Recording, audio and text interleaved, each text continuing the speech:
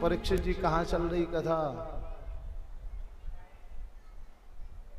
आज प्रहलाद जी कहते हैं भैया खेल तो खेलेंगे लेकिन जैसे हम कहें वैसे खेलेंगे। तो आज प्रहलाद जी ने किसी के हाथ में मजीरा, किसी के में ढोलक दे दिया और आज सभी के साथ मिलकर के बड़े सुंदर भाव से प्रभु का कीर्तन करने लगे।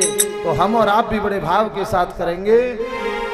श्रीमन नारायण नारायण नारायण नारायण नारायण नारायण श्रीमन नारायण नारायण नारायण श्रीमन नारायण नारायण नारायण श्रीमन नारायण नारायण नारायण श्रीमन नारायण नारायण नारायण बद्री नारायण नारायण नारायण बद्री नारायण नारायण नारायण। आज महाराज जैसे ही कीर्तन प्रारंभ हुआ, संडा मर्क को पता लगी, बोले कीर्तन वो भी नारायण के नाम का आफत आ जाएगी। 5 सैनिक भेजे, कीर्तन बंद कराने आए, कीर्तन करने लग गए। फिर 10 सैनिक और भेजे, फिर कीर्तन बंद कराने आए, कीर्तन बंद नहीं हुआ। 20 सैनिक भेजे, फिर भी कीर्तन बंद नहीं। और आज दोनों गुरुजी आ गए। प्रहलाद ने देखा आज होगी सो देखी जाएगी, आज गुरुजी को भी मजा चखा दो। आज गुरुजी ने आकर के जैसे ही छुआ, ऐसा करंट लगा, नाचने लगे, गाने लगे। ओ श्रीमन नारायण नारायण नारायण ओ श्रीमन नारायण नारायण नारायण। अरे जो नारायण नाम लेत है, जो नारायण नाम लेत है, ओ जो नारायण नाम लेत है, जो नारायण नाम लेत है, ओ पाप हो तो सब छारायण, पाप हो तो सब छारायण, ओ पाप हो तो सब छारायण, पाप हो तो नारायण नारायण नारायण नारायण। आज महाराज जैसे हिरण्यकश्यप को पता लगा, बोले कीर्तन वो भी नारायण के नाम का। सुखदेव जी कहते परीक्षित आज हिरण्यकश्यप आ गया और आज आकर के अगर हिरण्यकश्यप प्रहलाद को छू लेता तो बिना कीर्तन किए बिना नाचे वो भी नहीं रहता। लेकिन उसने आज छुआ नहीं, उसने आकर के बड़ी जोर से जमीन पर मुष्टक प्रहार किया और जैसे मुष्टक प्रहार किया कीर्तन बंद हो गया। और गुरुजी से चिल्लाने लगा, बोले ये क्या करते हो, बच्चों की बुद्धि बिगाड़ते हो, कीर्तन वो भी नारायण के नाम का। दोनों गुरु ने हाथ जोड़ लिए, संडा मर्क ने। बोले महाराज हम सत्य कहते हैं, हम कीर्तन कराने करने नहीं आए, हम तो कीर्तन बंद कराने आए थे। लेकिन इस प्रहलाद को छूते ही ऐसा करंट लगा कि हम भी कीर्तन करने लग गए। लेकिन हाँ महाराज इतना जरूर है, बड़ा आनंद आया। एक तो बुद्धि बिगाड़ते और कहते हो आनंद आया। अच्छा आज तुमसे बाद में निपटूंगा, पहले इस प्रहलाद से निपट लेता हूं। अरे मंदात्मन, अरे दुर्विनीत, मैंने तुझे बार बार समझाने का प्रयास किया लेकिन तेरी समझ में एक बार नहीं आया। बता तेरा नारायण कहां है? प्रहलाद जी कहने लगे पिताजी नारायण केवल मेरा है ऐसा नहीं। आज प्रहलाद जी हिरण्यकश्यप से कह रहे हैं कि न केवलम मे भवतश्च राजन सवई बलम बलिना च परेशान परे बरे भी स्थिर जंगमायो ब्रह्मादयो ये न वंश प्रणीता। पिताजी नारायण केवल मेरा है ऐसा नहीं, आपके अंदर जो बोलने की शक्ति है वो उसी के द्वारा प्रदत्त है। आप जो श्वास ले रहे हो वो उसी के द्वारा दी हुई श्वास है। लेकिन वो है कहां, वो है कहां? सुखदेव जी कहते हैं, बोले वो सर्वत्र है। आज सुखदेव जी कह रहे हैं कि सूर अनेक फिरे कण मांगत पे पद सूर सो स्वाद कहाँ है। पुण्य ताल बजीरा बजाती फिरे, पर वीरा मतवारी सी चाह कहाँ है। सिया राम कथा कितनों ने लिखी, पर तुलसी जैसी मर्याद कहाँ है। नरसिंह बसे प्रति खम्मन में, पर काढ़न को प्रहलाद कहाँ है। भगवान नरसिंह देव तो आज भी प्रत्येक खम्मे में है, लेकिन उनको निकालने के लिए प्रहलाद नहीं। आज पूरी सभा विराजमान है और छोटे से बालक ने कह दिया, पिताजी मेरा नारायण मुझे इस खम्मे में दिखाई देता है।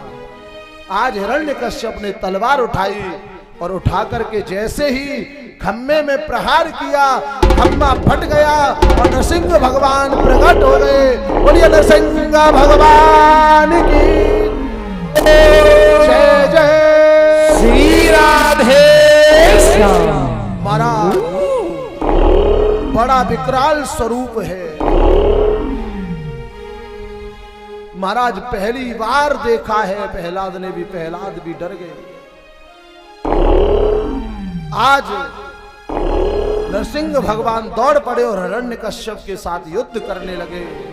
सुखदेव जी कहते, परीक्षित आज युद्ध करते करते जैसे गौधूल की वेला आई और आज नरसिंह भगवान ने हिरण्यकश्यप को पकड़ करके उसके महल की देहरी पर अपनी जंघाओं पर पटक लिया। भगवान कहने लगे कि अब हम तुमको मारेंगे, अब हम तुमको मारेंगे। हिरण्यकश्यप हंसने लगा, आप हमें नहीं मार सकते। बोले क्यों? बोले हमने ब्रह्मा जी से वरदान प्राप्त किया था कि न मैं दिन में मरूं न रात में मरूं। भगवान कहने लगे ये बताओ ये दिन है या रात? हिरण्यकश्यप कहने लगा ये तो दोनों है, दोनों ही नहीं, ये तो गौधूली की वेला है, न दिन है न रात। अब तो मरोगे। हंसने लगा, फिर भी आप नहीं मार सकते। बोले क्यों? बोले हमने ब्रह्मा जी से वरदान प्राप्त किया था। बोले क्या वरदान प्राप्त किया था? बोले हमने ये वरदान प्राप्त किया था ब्रह्मा जी से, न हम घर के अंदर मरे न बाहर। भगवान कहने लगे हमने तुमको देहरी पर पटक रखा है, अब तो मरोगे। हंसने लगा, फिर भी आप हमें नहीं मार सकते। बोले क्यों? बोले हमने ब्रह्मा जी से वरदान प्राप्त किया था, न हम अस्त्र से मरे न शस्त्र से। भगवान कहने लगे नाखूनों से तुम्हारे पेट को चीरेंगे, न ये अस्त्र है न शस्त्र, अब तो मरोगे। फिर हंसने लगा, फिर भी आप हमें नहीं मार सकते। बोले क्यों? बोले हमने ब्रह्मा जी से वरदान प्राप्त किया था, न हम किसी पशु से मरे न मनुष्य से। भगवान कहने लगे अब ये बताओ तुम्हें हम मनुष्य दिखाई देते हैं या पशु? हिरण्यकश्यप कहने लगा आप तो दोनों ही हो, आपका चेहरा शेर जैसा, पूरा शरीर मनुष्य जैसा। आप न महाराज पशु हो और न मनुष्य हो, आप दोनों हो, दोनों ही नहीं हो, अब तो मरोगे। हंसने लगा, फिर भी आप हमें नहीं मार सकते। क्यों? बोले हमने ब्रह्मा जी से वरदान प्राप्त किया था कि साल के जो 12 महीने हैं उन 12 महीने में से किसी में हमारी मृत्यु न हो। भगवान कहने लगे हमने तुम्हारी वजह से 13वां महीना भी बनाया है, पुरुषोत्तम मास, अब तो मरोगे। महाराज मुझे क्या पता था, मैं 13 ही मांग लेता। बोले अब तो मरना पड़ेगा। फिर हंसने लगा, फिर भी हमें नहीं मार सकते। बोले क्यों? बोले हमने ब्रह्मा जी से अंतिम वरदान प्राप्त किया था कि ब्रह्मा की द्वारा बनाई हुई किसी भी वस्तु से हमारी मृत्यु न हो। भगवान कहने लगे अब तो तुमको मरना पड़ेगा। क्यों? बोले हमें ब्रह्मा नहीं बनाते, हम ब्रह्मा को बनाते हैं। कौन हो तुम? बोले हम नारायण। और जैसे ही भगवान को मारने के लिए दौड़ा, मेरे प्रभु ने अपनी जंघाओं पर पटक करके उसके पेट को चीर दिया। बोले नरसिंह भगवान जय हो, जय जय श्री राधे। आज महाराज पेट को चीर करके अंतड़ियों को गले में धारण कर लिया और प्रहलाद को देख करके कोप करने लगे। देवता आए, जैसे कोप किया दौड़ गए। माता लक्ष्मी आई, उन्होंने भी पहली बार ऐसा बब्बर रूप शेर देखा था। महाराज दौड़ गई, चरण पादुका कहीं है, कहीं गिरती पटकती वैकुंठ में चली गई। सुखदेव जी कहते परीक्षित, चाहे माता लक्ष्मी आओ, चाहे ब्रह्मा आकर के मनाओ, लेकिन जब तक उनका भक्त प्रहलाद नहीं आएगा उनका कोप शांत नहीं होगा। प्रहलाद को लाए और आज भगवान नृसिंह प्रहलाद को देख करके उनको इस प्रकार चाटते हैं जैसे गाय जन्म देकर बछड़े को चाटती है। प्रहलाद, मैं तुमसे बड़ा प्रसन्न हूं, बोलो तुम्हें क्या चाहिए? प्रभु मुझे कुछ नहीं, अगर देने की बात है तो मुझे एक वरदान दे दो कि मेरे पिता की दुर्गति न हो। भगवान कहते हैं तुम्हारा जैसा भक्त जिस घर में जन्म लेता है उसकी 21 पीढ़ियों का उद्धार हो जाता है। 7 पीढ़ी मातृ पक्ष की, 7 पीढ़ी ससुर पक्ष की और 7 पीढ़ी पितृ पक्ष की। और आज अनंत आशीर्वाद देकर के भगवान अपने धाम को चले गए। बोलिए नरसिंह भगवान की जय हो। जय जय श्री राधे श्याम। सुखदेव जी कहते हैं परीक्षित, ऐसा नहीं कि हम भगवान को याद नहीं करते, करते हैं। कब करते हैं भगवान को याद हम? कि दुख में सुमिरन सब करें, सुख में करे न कोई, जो सुख में सुमिरन करे तो दुख काहे को होए। ऐसा नहीं हम भगवान को याद नहीं करते, करते हैं, लेकिन कब करते हैं? जब दुख आता है और जब सुख होता है तो हम भगवान को बुला देते हैं। बोले त्रिकूट पर्वत की कंदरा में एक गजेंद्र नाम का हाथी रहता था। महाराज, गजेंद्र नाम का हाथी कोई और नहीं, शास्त्रों में इसकी जो कल्पना है वो हमारे शरीर से की गई है। कैसे की गई है? जब महाराज हम जवान होते हैं, हमारी पत्नी हमारे बच्चे होते हैं, तो हम किसी को अपने सामने कुछ नहीं समझते, जो हमारे मन में होता है वही हम करते हैं। और जब ग्राह रूपी बुढ़ापा आकर के हमको पकड़ लेता है, जब कोई बीमारी पकड़ लेती है, जब कोई महाराज भयंकर बीमारी से ग्रसित हो जाए तो कछु दिना तो उनकी पत्नी बेटा सेवा करें, और जब दिखे ये सही ना है तो फिर क्या करें? गैया दान कराए भी लग जाए। करामे ना है, बोले अब तो जल्दी राधे राधे हो जाए। तो महाराज यही स्थिति उसकी, जब परिवार चलता था तो जय जयकार होती थी, और जब बुढ़ापे रूपी ग्रह ने पकड़ लिया तो पत्नी बच्चों ने कुछ समय साथ दिया। कहने का मतलब, जब हम अपने कर्मों का फल भोगेंगे तो न पत्नी साथ देगी न पुत्र साथ देंगे। जो हमने कर्म किए हैं वो हमको ही भोगने पड़ेंगे। इसलिए हमें बुढ़ापा आने से पहले, विपत्ति आने से पहले ही अपना मन परमात्मा से जोड़ लेना चाहिए। क्यों महाराज? व्यक्ति की स्थिति क्या हो गई है? व्यक्ति की स्थिति क्या है कि पूरी जवानी भजन नहीं करेगो, टाल तो रहेगो, बोले भजन करना तो बुढ़ापे में कर लेंगे। लेकिन भगवान है ना, भगवान बार बार चेतावनी दे में, बेटा बुढ़ापा शुरू है गयो, भजन करना प्रारंभ कर दे। परमात्मा 4 घंटी बजाते हैं। बोले तू जब माँ के गर्भ में था तो तूने मुझे वचन दिया था बाहर जाके भजन करूंगा। पूरी जवानी चढ़ेगी, बुढ़ापा प्रारंभ है गो, पहली घंटी का बजे? महाराज कलम है ना, कलम सबसे पहले यही सफेद है जाऊंगा। भगवान कहते हैं बुढ़ापा प्रारंभ हो गया, माला लेके भजन करना प्रारंभ कर दे। लेकिन कलगी जीव कहता है, बोले नहीं बनूंगा बूढ़ा और नहीं करूंगा भजन। वो क्या करता है महाराज? इतना बढ़िया कलर करावे कि जब पैदा भय होगो तब भी इतने काले वाल नहीं हो, कलर के बाद है जामे, लेकिन माला लेके भजन ना करे।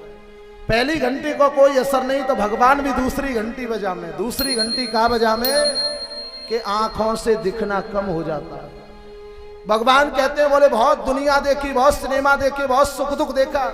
हमारी मैयू देखे ना, सास भी बहू थी, बोले उसको देखना बंद कर दो, अपने अंदर देखो मैं किस लिए आया और मैंने आज तक क्या किया। लेकिन कलयुगी जीव इतना बढ़िया चश्मा टेस्ट करवाता है महाराज। अब तो चश्मा की टेक्नोलॉजी पुरानी, अब तो लेंस आंकने में फिटे जा में, लेकिन माला लेके भजन ना करे। 2 घंटी को कोई असर नहीं तो भगवान तीसरी घंटी बजाते हैं। तीसरी घंटी क्या बजाते हैं कि हमारे सवरे दांत निकल के बाहर आ जाते हैं। भगवान कहते हैं, बोले बहुत तुमने पिज्जा बर्गर डोसा चाउमीन खाए, बहुत मालपुआ खाए, अब इन्हें खाए वो बंद करो, अब दूध दलिया सात्विक भोजन लो और माला लेकर के भजन करना प्रारंभ कर दो। लेकिन कलयुगी जीव कहता है बोले नहीं बनूंगा बूढ़ा और नहीं करूंगा भोजन। वो क्या करता है महाराज, ऐसी बढ़िया बत्ती सी सेट करवावे कि पहले चना नहीं खाए होंगे तो अब खा लेगो, लेकिन माला लेके भजन नहीं करेगो। जब 3 घंटी को कोई असर नहीं तो भगवान चौथी घंटी बजावे।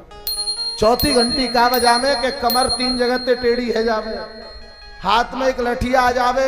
भगवान कहते हैं बहुत छाती तान करके चलते थे हम, बहुत बड़े बलवान, बहुत बड़े विद्वान, बहुत बड़े सेठ, बहुत बड़े जमींदार हैं। अब तो भैया सामने वाले में राम देख करके उसको प्रणाम करना प्रारंभ कर दो। लेकिन कलयुगी जीव कहता बोले नहीं बनूंगा बूढ़ा और नहीं करूंगा भजन। वो क्या करता है महाराज, वो चवन प्राश खाए वो शुरू कर देवे, स्वर्ण भस्मी मोती पिष्ट बादाम खाए वो शुरू कर देवे, लेकिन माला लेके भजन ना करे। जब 4 घंटी को कोई असर नहीं तो 5वां तो सीधो घंटा बजे के आया है सो जाएगा राजा रंग फकीर, कोई सिंहासन चढ़ गया